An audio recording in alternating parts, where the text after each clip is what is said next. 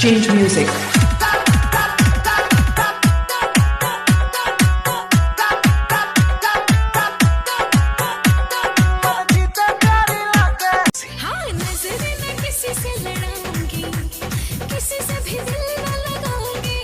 कभी डोलेगा ना अपना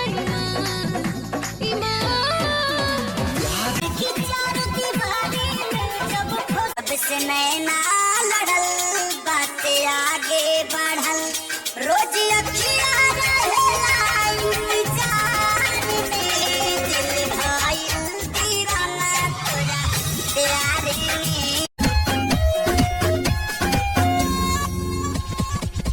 तुम्हें दिल लगी भूल जानी पड़ेगी तुम्हें दिल लगी धीरे धीरे प्यार को बढ़ाना है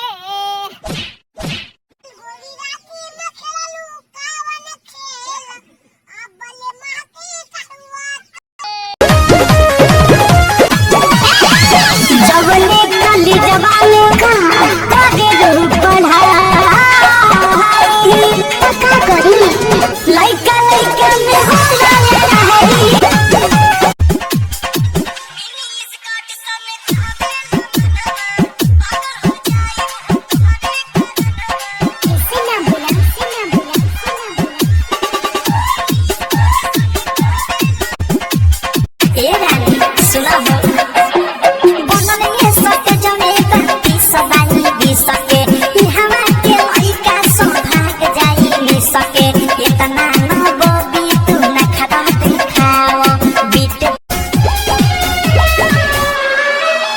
चेहरे की चमक जब जाएगी तब याद आएगी।